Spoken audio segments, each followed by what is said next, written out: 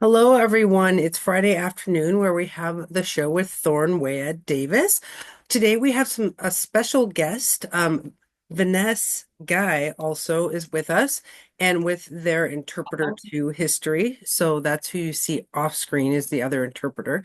So today Thorn will be leading the discussion on whatever topics they want. So I'm going to give it over to Thorn. All right, thank you. I appreciate that. Briefly, I'll introduce everyone. My name is Thorn, and my pronouns are he and they, and I live in Portland, Oregon. I'm a visual description of me is I have a hat. It's brown with a rainbow on it, and I have glasses and two necklaces, and a plaid shirt with a solid color shirt underneath. It's like bluish. And then the background, it's black. It's a black wall with several different accoutrements and decorations. So that's my visual description for all who need that. And then now I would like to introduce our special guest here today who's joining us. Yay. Hello. Oh, sorry. Is Venesse, is a deaf blind astrologer, a peer of mine. I took their workshops, several of them, and I learned a lot about, their journey and their teaching style, and it was very cool. And I've been talking with Andy to have Vanessa come on the show and to have a discussion about astrology and American Sign Language, just something for fun. Why not? Okay, Yes, so let's give over to Vanessa. You want to tell us a little bit about yourself and how you got into this topic and all that? sure. Hi, everyone. My name is Venesse Guy. This is my sign name, a V on the chest. I live in San Diego, California. I realize I should add a visual description as well in case there's anyone that would benefit from that. I have a blue polo shirt on with a green hat. I have brown sunglasses and a necklace as well with a crystal in the center. I've got various things in my background. You can see two windows behind me. And if you see me moving, you may see a cat in the back corner here. Oh, maybe not anymore. They left. They may join me a little soon on my lap. Who knows? And thank you both so much for having me here today. I own an astrology business called Astro and I've studied astrology for over 15 years. And I started my astrology business in April of 2020. I provide classes, workshops, consultations, all in American Sign Language. And of course, I could share a lot more, but I'll go ahead and turn it back to you all for now. Beautiful. Thanks for sharing that about yourself. I appreciate that. And also, I want to put out that for people who are listening, Andy will be voicing for me. And if you hear that, that's Andy's voice, but it's me talking. But Andy will also sign and share their own thoughts during the discussion as well. Okay, great. All right. So now let's start the kicking off our discussion, our chat about the topic of, today the energy is that Cancer Jupiter, and it's in a square to Saturn in Aries. And so anyone who wants to start off with thoughts and sharing about that energy, what you've noticed, all that. Vanessa, do you want to go ahead and share what you've noticed about that energy? Really, there's a variety of levels of impact. And what I mean by that is the impact of the energy. As an example, globally, right now we're seeing a lot of protest movements, raids, what's happening with ICE in LA and the police, not only here in the United States, but in other countries. There's also war happening. And so there's a variety of levels to that energy. And that also can be seen within the deaf community, the POC community, the deaf-blind community. But when we're looking at a personal level, it has an impact as well. We all may feel really intensely right now, and particularly intense energy. And so when I think of that, I think of Jupiter is considered a planet of opportunity, and it's ruled by Saturn. And it's also known for breaking rules. And so this is a good time to, how to explain it? Do what you need to do that will benefit your growth. And if you're not doing anything that benefits your growth, you're going to feel limited, maybe stuck in time almost, where you're, falling maybe back into habits from your birth chart. Yeah, thank you for sharing that. So, Andy, would you like to add anything? Okay, well, I like the comments from Vanessa. I mean, I think, saying, we could say something about growth from Jupiter being kind of concretized, something that, if you're growing something, make it solid. That's the Saturn influence, give it structure, give it rules, policies, things like that. I think Saturn and Aries ask questions about where am I being too much? Where am I not enough? It's kind of that, Saturn kind of pulls back on the head with Aries, and it's like, where do I put my head forward in this situation? Where do I pull back? And then the Jupiter in Cancer is very much, it's just flowing from the heart. It's just there's a lot of heart outpouring, but then we have to be, kind of regulating that with that Saturn and Aries. So I just would add that. Okay, thank you for adding and sharing that, Andy. I do appreciate both of your comments. My what I would put out there for this is where I see it, and I do recognize, both perspectives, that Jupiter in Cancer, it tends to be emotionally sensitive and, caring and cherishing the community and collaboration and that growth. It's very possible for this year because Jupiter in Cancer is transiting there for 1 year. So I would be curious to see how that develops and how that the networks grow, both locally and globally. And so I'd be curious to see how that works. But also with this square, that tension, uh, Saturn in Aries is, I agree with that Saturn in Aries does ask questions about, where am I too much? Where am I not enough?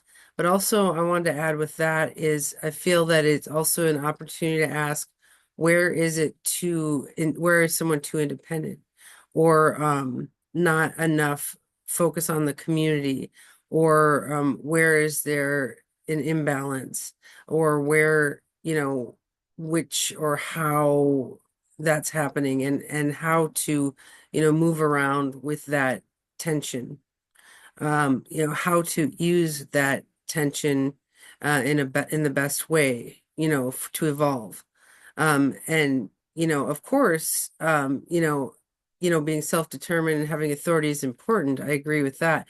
And at the same time, how to um, be interdependent, uh, where that opportunity is, to not ignore the self and not ignore others, but bridge the gap there. I feel that that would be one of the many questions that Saturn and Aries will posit this year. So that's the cycle of it. So, all right, any thing you want to add to that? Yes, I would love to add to that. I love your comments and your perspective on how much we use that power and how we can apply that to our growth and our journey and our healing journey. Absolutely. We have to remember how much we use and over abuse also within this. Yes, we should take advantage of opportunities, but we want to be sure to not over abuse, particularly within positions of power. Not only that, but also in terms of weather and climate change. As an example, Jupiter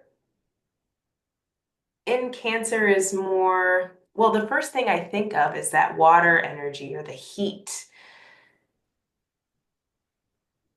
And that makes me visualize water in a cave. So envision you're going into a cave. Maybe it feels a little humid, warm, maybe almost suffocating, like there's not enough air. And we can apply that into how we look at climate change right now. We see the temperature going up. Our summers are becoming hotter and more humid, particularly on the East Coast. Here in America, we see a lot more humidity, that's something that we didn't see before because of climate change. And so that makes me think about that impact.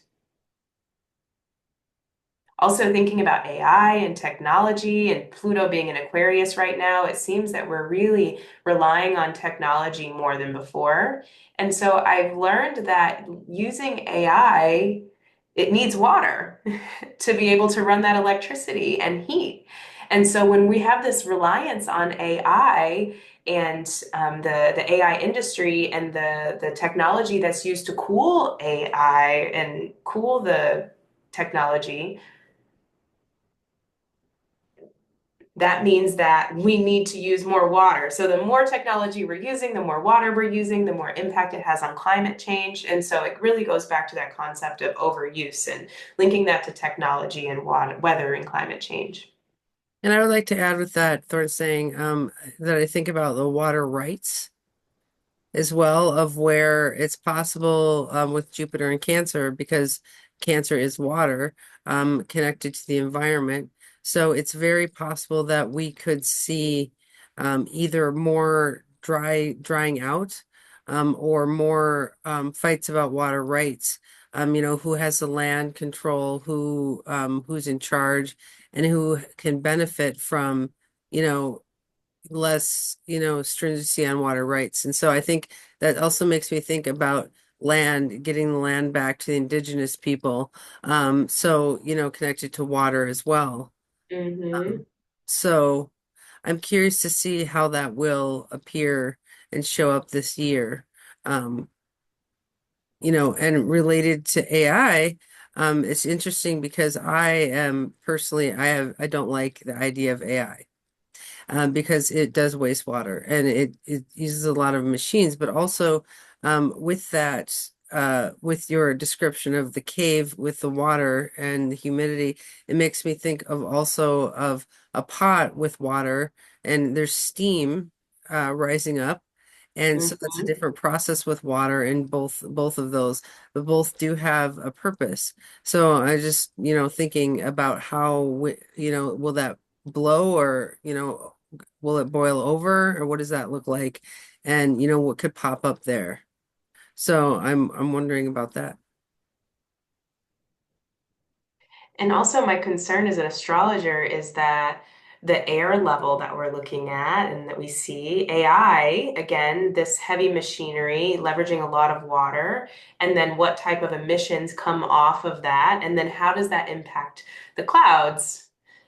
And it's not only that, but also cars and how we're leveraging using so much gas and oil, and all of that has an impact in terms of our ecosystem. And so when it rains, all of that pollution and emissions comes back down to land, and just all of the chemicals, even thinking about flights and the chemicals, the pollution that's being put out by airplanes, or even thinking about fireflies. Remember when we were kids, we used to see so many of them, and now we see so few.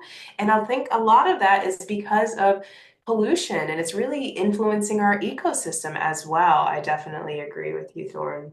Yes. Yeah, just mentioning of bugs. Just recently the other day I saw an upload online that said, yes, those light bugs are decreasing. And it's serious. It's an emergency because in the air and the environment. So, I'm curious about, the lightning bugs and, the bees Mhm. um, and the honeybees and all of those, and if there's going to be a depletion there. And it's like, wow, if those are affected on a larger small scale, then we don't think about that destruction. So how can that destruction shift to growth? And, I think we do have a cycle of, death and then rebirth. So that, with Pluto, I mean, is also a thing. So I'm thinking, how can we advocate for those bugs in the environment and how to save them, um, but allow that space to die as well in some ways.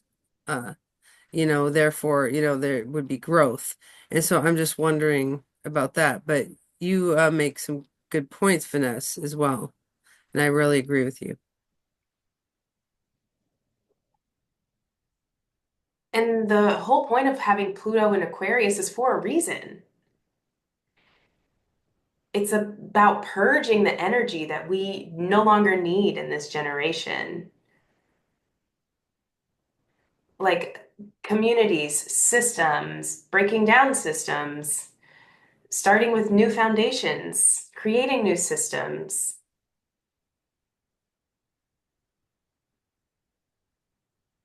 I saw a recent news article in relation to, I think it was elephants in Africa or lions, I can't remember, but the number they're reducing by quite a bit. And so now they have created sanctuaries for these animals. And I noticed that sanctuaries are becoming very popular Yes. now because so many animals are becoming endangered. And so they're having to be moved into these sanctuaries. And that's because of Jupiter and Cancer. And it's all really related. I mean, it's like we're breaking down everything and we're starting again. We're maybe can think about it as an upgrade in a sense and how we're looking at our life now. Yeah, Andy, do you want to add something? It's really interesting to listen to your discussion. I'm not really a politics astrologer. I don't really focus on the politics layer. So I'm like watching, I'm like really learning a lot. I don't have a lot to add about the politics stuff. I mean, I do think, when I imagine Saturn and Aries, traveling on all of the Aries people's planets in the birth chart, it's like a lot of really strong-headed people are Aries types, so a lot of the leaders will be kind of beaten up a little bit with Saturn and Aries of their tendency to be kind of taking control of all these political issues are going to be challenged with this, Saturn and Aries.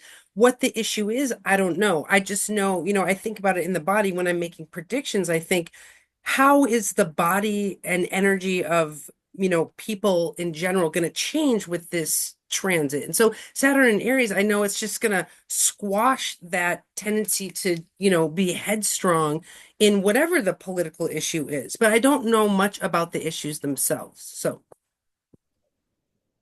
Yes, I totally understand what you're saying. Oh, sorry, Thorne, were you going to say something? oh no, that's fine. I can add after you. No, go ahead, go ahead. I'm gonna write it down so I don't forget. Okay, so I'll just add something to that.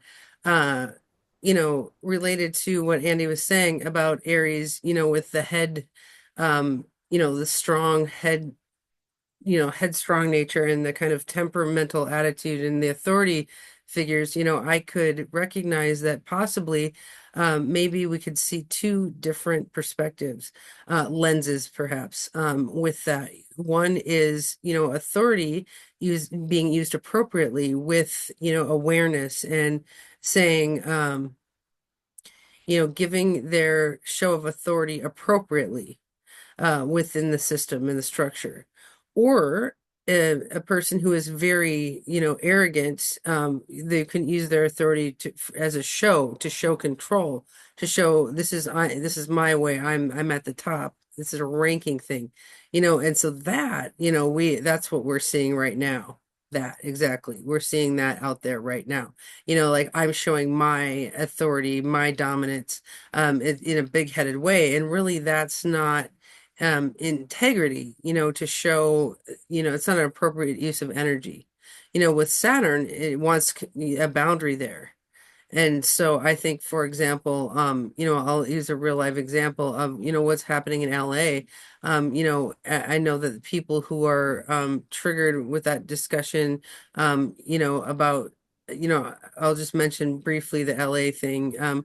But, with ICE and with all of those things happening in LA recently, one example that I'm thinking of is with one of one of the Senators. Oh, senators. Oh, thank you. Thank you. One of the senators, recently, there was like that arrest and a takedown, and they had to speak up for immigrants and speak up and everything. And that person was from an immigrant family.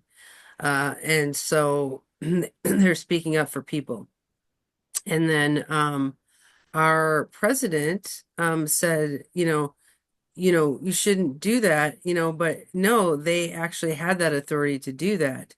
And also in California, the governor, uh, Newsom, yeah, said that that senator was appropriate in having that authority.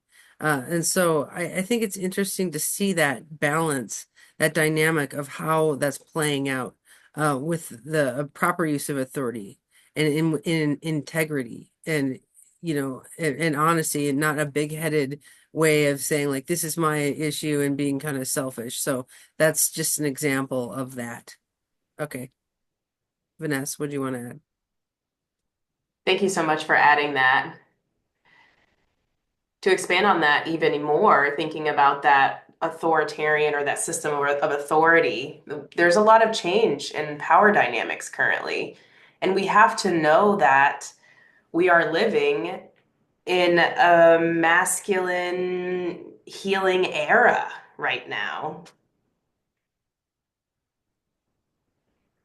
I would say all of the outer planets, like Pluto and Aquarius, as well as,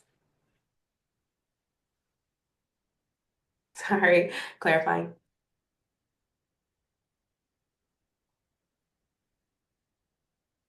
Pluto and Aquarius and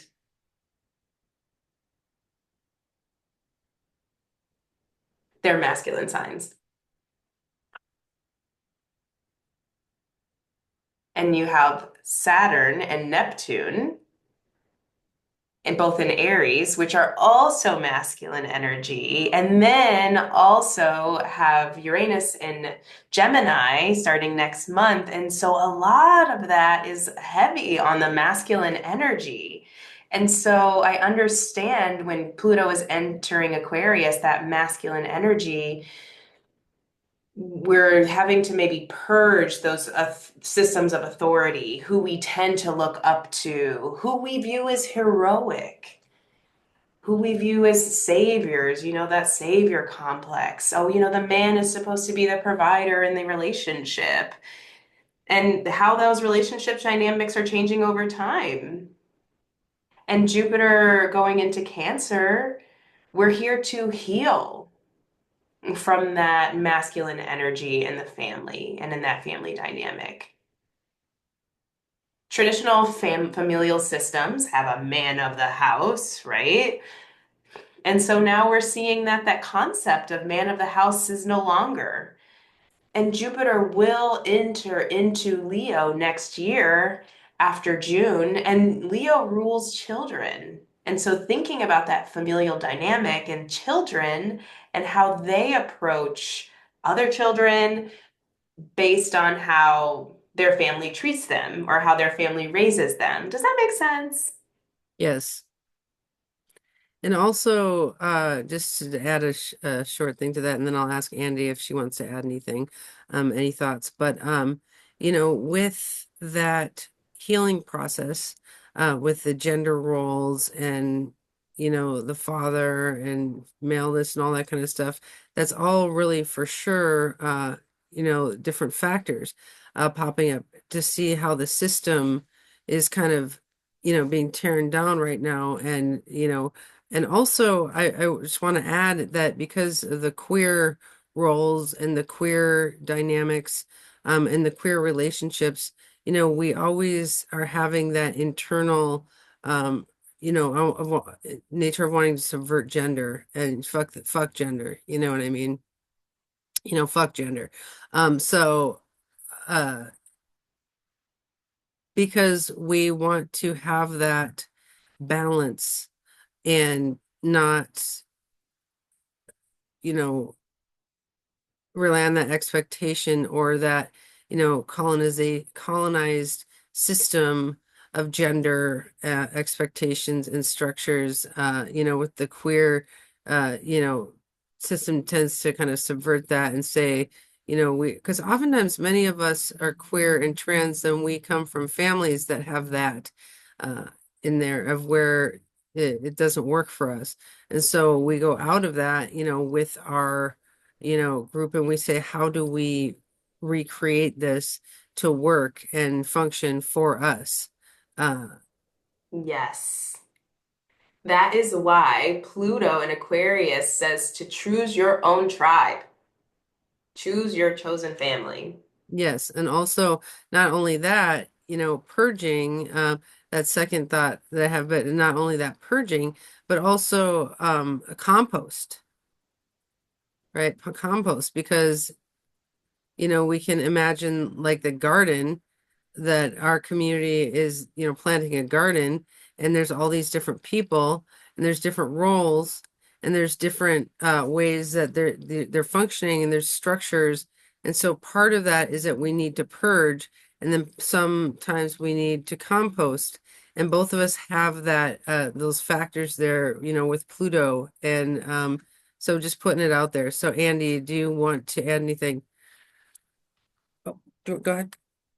No, no, go ahead. Well, this is an interesting discussion. I'm just enjoying like listening, but I want to add to something that Vanessa was saying about all of these planets in masculine signs. I never thought of that, but of course, my students from long ago, the queer students say, can we please call it Yang energy, Yang, not masculine? I don't necessarily adopt that. I don't I'm not a fan of filtering out words. I'm just including all the words, I think is a good way to go. But I do think I never thought of AI as very masculine, but it is. Like the cerebral nature of AI influence is like it's like all these words, and it's very, brain centered and very like it's there's this Greek word called anaphoric, which means carried upwards. So it's like that air energy is like it's like upwards, right? And that makes me think of the Aries, planets too are kind of carried upwards of just like we're looking around, we're up here. Now the Jupiter in Cancer is very carried downwards. It's like down, right?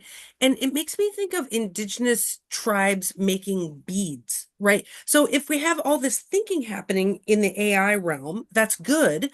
And it's maybe changing the tribe, changing how we think.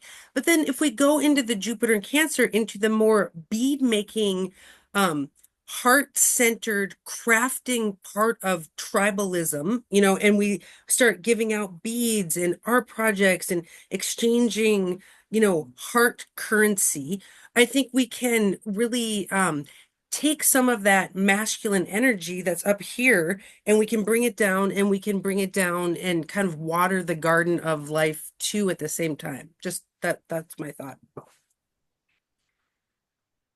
Yeah. I would like to add with that that yin and yang, that balance, yin is yang is very active, and yin is very kind of intuitive and very calm, and not asleep, but more, Resting, relaxed. yeah, it's like active in a restful way. Yeah, and also just as Andy was saying about the yin Cancer energy and making beads and all these things, that heart currency, it's making me think about not only the heart currency, but also emotional spaces. For Cancer is that feeling space. And so I'm thinking, it could be related also with emotional currency of emotional security, emotional um, emotional. Okay. Um, Just making sure I was understanding the sign. I wasn't sure if you're signing emotional or bipolar. Got it. Emotion. yeah, Noted. currency, of where there's emotional security of who is making that space safe, and where is it need to be safe. And that vulnerability, can it can also be a currency. So I just appreciate that thought popping up and just making all these relations. Thank you, Andy, for that. And so go ahead, Vanessa. Yes, and I love your perspective, Andy. Absolutely. This is something so great to be discussing right now because we all need to become aware of how we use our own internal yin and yang That's cool. and, be aware of our mind and our body because when we have this yin and yang, we have this wholeness.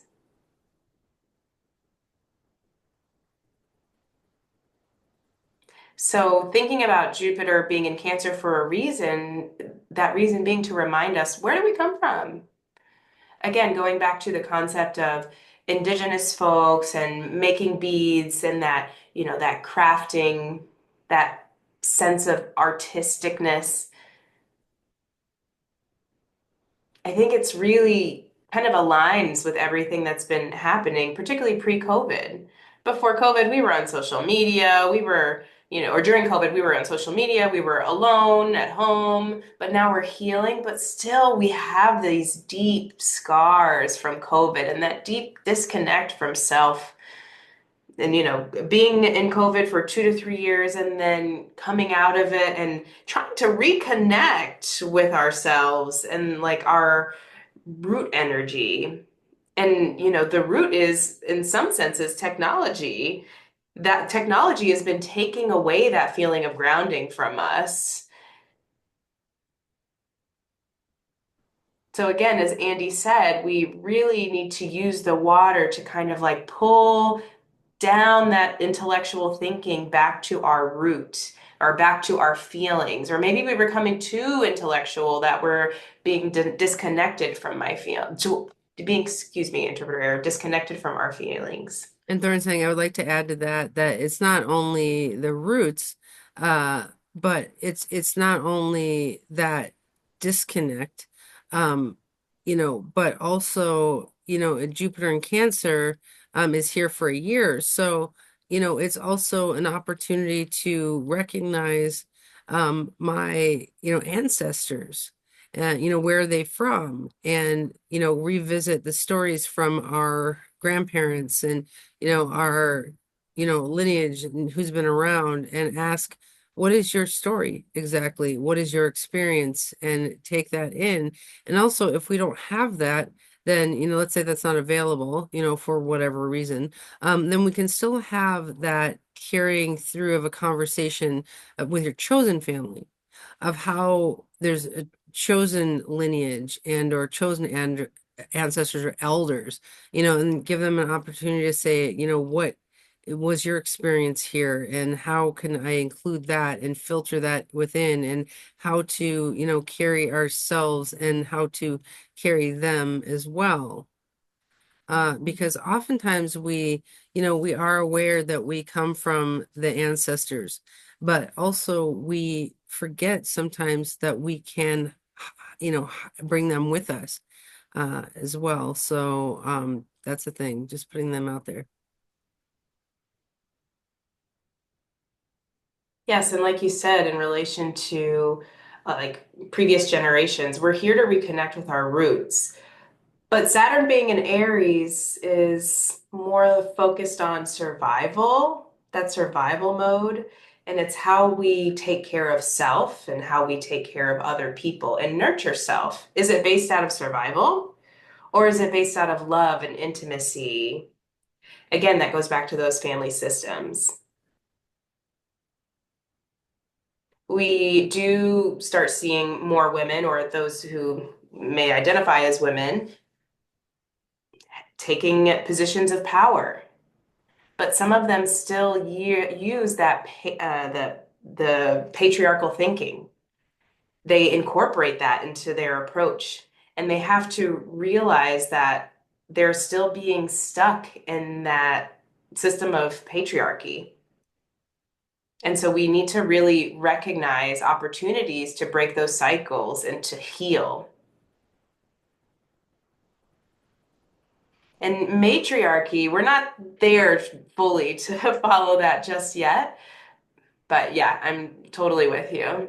That's cool. That fits. Yeah, I do agree with that flow of where some um there's still from that patriarchal thinking, there's colonization, and we need to figure out how to decolonize that so we can survive.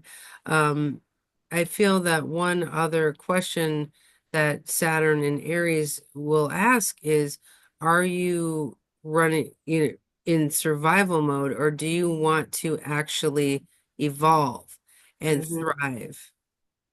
Where is that freedom found with this? So, I think that that will push us in a way. Um, it's a square, so I'm curious to see what Andy wants to add, if anything, about this. About what specifically the Saturn and Aries and survival, surviving versus thriving. It's interesting to me. I always, when doing predictions, I'm always a body-centered astrologer because I have to get into the bodies of people to predict how they will behave. And it just makes me think of, where Saturn goes through the system, we tighten up and it allows releasing of other parts of the system, right? So it's like before, with Saturn and Pisces, it's like the aura is tight and we're kind of, feeling like it's not the right vibe, it's not the right this or that, and it's like when Saturn moves to Aries, it's like we kind of get our vibes back of just like, oh wait, I can feel the flow. We're all flowing together again. But now what's my part? What's my role? It's like where do I take up space? Where do I hang back? Depending on that flow, right? Because, if we got the vibes right for each tribe community system, because Pisces is tribal too. It's tribal water. Like Aquarius is the idea bringer. It's like all the commentary in the tribe. But then the Pisces is the water that cleanses that tribe, right? So we've kind of been struggling to cleanse that. And now that everything's kind of cleaned out, we can now say, like, what's my role? What's your role? Can everyone play their role? Is your role to be a leader? Are you an Aries? Like, Yes. I love the Aries leaders, take up your space now. But but do it appropriately so we can continue another cycle of Saturn, evolution, So I like what you're saying about where do we live, where do we thrive? Of course, all of us should be thriving. And to do that, we have to balance out, you know, expressing our role perfectly. Hmm. Yes, love it. Yes. Nice, yes. Why don't we explain a little bit about how that influences our rising signs, where Jupiter and Cancer fall, and give folks maybe an opportunity to prepare to reconnect with their roots. Maybe we can get into that. Sure. Do you want to kick that off Yeah. with the Aries rising? Me? Are you saying me? Oh, yeah, of course. Give me just a second. Oh, cool. That's cool. It's a cool tool. So, rising in Aries, if you have that as your sign, you're here to recharge your life perspectives in relation to opportunities, the possibilities of life. Again, is that based on survival or based on your spark? Oh, give me just a second. Sorry. Oh, looks like I'm getting a call from Combo.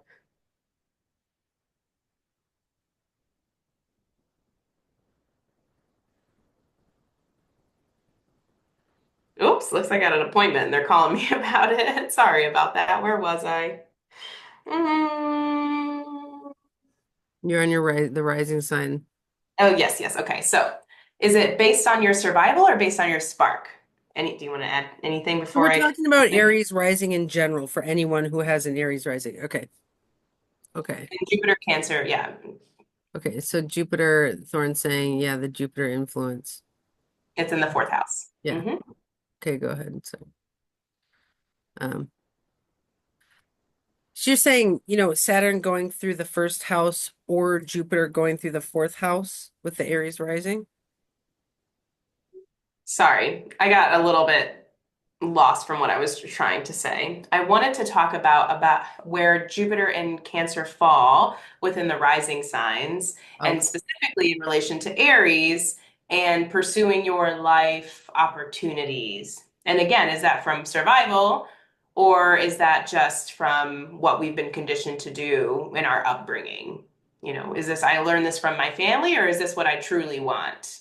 So that's what I'm getting into. So for the viewer, like Vanessa is saying that if you have Aries rising, then Jupiter will be going through your fourth house, right? So that's like bringing up, family, roots, fourth house is all the where we came from, the growing up. They call it the place under the earth where you like look down to your foundation. So, okay, so yeah, for the Aries rising people, they would be really analyzing and connecting with family and maybe doing, family trees and, looking at, their lineage and all, and really growing and expanding with their house, the physical house too, maybe finding a new home or adding, renovation, to the home already and adding, I can't remember what that's called when you add part to the house, but yeah, yeah, renovation. Okay. And I would add to that briefly, this is Thorn, that maybe storytelling, from Aries rising, we'll look at that and say, the stories, what do we have with that related to Jupiter and Cancer? Because Aries is, the head, so it could come down to the heart. And, that's where all the stories have that are related to the heart. And, which stories I don't really connect to and filter out that Jupiter expansion piece, but at the same time it's kind of a filtering energy, so just putting that out there for Aries rising. And I can, of course, imagine if we wanted to discuss each rising sign, we could do it for over an hour. And I want to be mindful of time, but really quickly, again, if your rising is in Aries and your cardinal signs are either, we'll do it by cardinal signs, Aries, Cancer, Capricorn, Libra, what we just talked about, those concepts, Aries is going to be focused on family. Oh my gosh, what's the next one?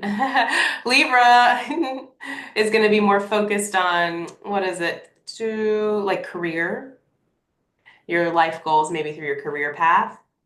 Capricorn's going to be more focused on, I'm thinking, Yeah, partnership. A help me out. yeah, I can't. partnership, Yes, collaboration. seventh house. So yeah, Yes. yeah. So relationships, yeah. And For rising in Capricorn. Yes, yes, yes. Silly me. I was thinking Aries. I'm a little twisted thinking about Saturn in the house of what have you. Okay. Saturn and Aries, yeah. Got it in Aries. Thank you. So if you're Cancer, you're rising Cancer, or maybe I switched Libra and Cancer. Well, I think if you're Jupiter, if you have Cancer rising right now, Jupiter's going to go through that first house, and it's really going to bring, that Jupiter energy to your whole self. If you're a Cancer rising, you're built like a Cancer. You look like a Cancer, you act like a Cancer in general. And so what the people want in general when Jupiter's going through Cancer is they want more Cancer in the monitor. You know what I mean? So it's like more mama, more cooking, more crafting, whatever, so I think we're gonna see the Jupiter in Cancer people just, flow and expand, and people are gonna want what they have to offer. So that would be Jupiter, that'd be Cancer rising. Yeah, okay. Andy, do you want to start with the fixed signs or Thorn? Excuse Thorn. me. So that would be Leo, Taurus, Scorpio. Thank you for challenging me with this one. Thank you, Vanessa. Let's see. Taurus, Scorpio, and Aquarius. Aquarius, that's right. Aquarius. Okay. Okay. So those four, Leo is fire, Taurus is earth, uh, Scorpio is water, and Aquarius is air. And so those four will experience some type of growth in different ways. Cancer, is relating to feelings, so they'll experience some, impact on their relationship stuff. So let's see, Leo, that would be kind of heart-centered, that is related with the heart, the Oh, inner sorry. Hold child. on just a second. Sorry. Actually, you know what? You can just continue. I keep getting calls. You can continue without me. I'll be right back. Popularity problems. No. Okay. Yeah. Tech problems. Burn saying that's fair. So, related with this inner child and playfulness, and Cancer, Jupiter could be of where it's more connected with that inner child and playfulness and sense of wonder and all that kind of stuff, and the world's a magical place and all that with the emotional security side of things. That would be, Leo, yeah.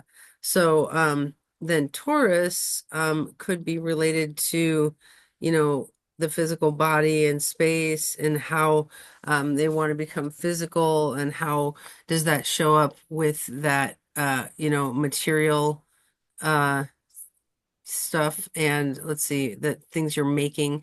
And then Taurus, I know that we should be very, very, oh, Scorpio should be very, very sexy and very intuitive and passionate. So with this Cancer influence with Jupiter, it would be very related to perhaps sexual healing or trauma healing or, all these kinds of things, depth, spiritual woo, journey work, stuff like that. And then Aquarius would be more related to, you know, mental politics or community work, but connected with the heart. So, because Jupiter in Cancer wants that emotional heart connection, to be pulling in that cerebral space, to make a mind-body connection. So maybe Aquarius could be going, to events and having connections in community and the mind. So Venesse. And additional quality time with people and intimacy. That's where you can really feel that spark. You don't want to be, so robotic about it, but you got to find your soul's lessons. And Jupiter in Cancer means that people will be Yes. focusing more on relationships and quality time and emotional connection and being more open to that. Beautiful. Okay, we have a few more minutes. Okay, so Andy. No, you too. Vanessa should take over the last one because I'm old. I don't need to talk. Okay. All right. Um, all right, let me think about it. So rising in Gemini, okay, relates to how you think about your self-worth, financial worth, increasing your confidence, and not out of survival or that hustle culture, none of that. Do you feel comfortable with your own emotions and therefore able to feel more confident? And that confidence will influence your financial life. And then if your rising is in Virgo, mm,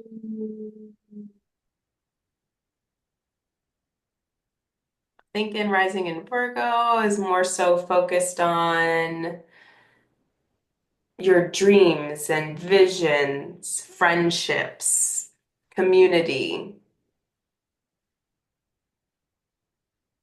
based on Virgo's passions. Like, do you feel like your community aligns with your values? Are your friendships changing? Do you feel more or less like yourself around your community? And then Sagittarius rising, more focused on life patterns, healing journeys, finding yourself taking life more seriously. Maybe, finding a schedule rather than just kind of willy-nilly going out and being stressed and leading to burnout. And rising in Pisces is going to be more playful. You're here to learn how to be more open-minded and creative. There's no judgment. There's no right or wrong. Leaning into those hobbies, reconnecting with your inner child, letting your inner child to cry and laugh and whatever it needs to do and be you. And to add with that, Pisces rising, it's good, to laugh and cry and all that kind of stuff, but also to get rid of the binary. Mm-hmm. So, all right, anything more to add, Andy? No, that was wonderful. I'm just chilling. This is yeah. With So Vanessa I in the see mix, I that. can just listen and learn something. There's two of you now, so Me too. I'm listening and learning as we always well. learn from each other. I know. I've But really appreciated this chat. I've learned so much I don't already. want to take up too much airtime because Vanessa's time is so precious, you know what I mean? So, Aw, thank you. Do we so want to wrap I up? really enjoy it. Okay, so yes, okay. So first of all, before we wrap up, Vanessa, I do people how do people contact you and how do people find your work and all that kind of stuff? You can find me on YouTube for Astro Woke, on Instagram, Facebook. I do also have a website if you're interested in having a reading done by me. Check me out on my website. And I'm also starting to teach classes again since winter, and so we'll be offering more classes in the near future. So take a look at my website for that, and don't forget to subscribe to my email newsletter. Thank you so much for having me here, and I really enjoyed this conversation. I look forward to more. Next, people can find me at on Instagram. And my Instagram handle is Heart of Oak 8. And I have a website. It's in thespiritoracle.com. You can find me there. And what else? I have an email. It's heartofoak8 at gmail.com. So those are the three ways. And also you have to understand that I do have YouTube, but I'm way behind, so I'm slowly catching up on YouTube. So it's been quiet for a while, but it will come up and be active again here in the future. So just be patient with me and with my text side. So all right. All right. Yeah, I'm not on Facebook. So just so people know. Um, and Andy, how do people find you? Well, you can find me on Facebook at Andrea Gehrz, or you can find me at andreagehrz.com. Yeah. All right. I've heard a lot about your book. I have some people that have already read it and they've said lots of positive things about your book. So I'll definitely have to buy it sometime soon. Very curious. You mean remediation? Are you talking about astrological remediation? Hmm. Oh, oh, I really recommend that book. It's worth it. I have it. It's worth it. And not only that, but also her Valens books. Oh my God, they're worth it. I think all astrologers should know remedies. You should know how to fix things in the chart. Makes for a happy astrologer. Yes, definitely. Gotta have that on your bookshelf. Yeah. Okay. Well, I can't wait to see your books, Finesse. One day soon. Okay, and also, this is not the only time that Vanessa will be here. So Vanessa will be coming back to visit us in the future. So look forward to that. All right. Thank you. Hugs to everybody. All right. All right. Bye. Love you. Have a good weekend. All right. Bye.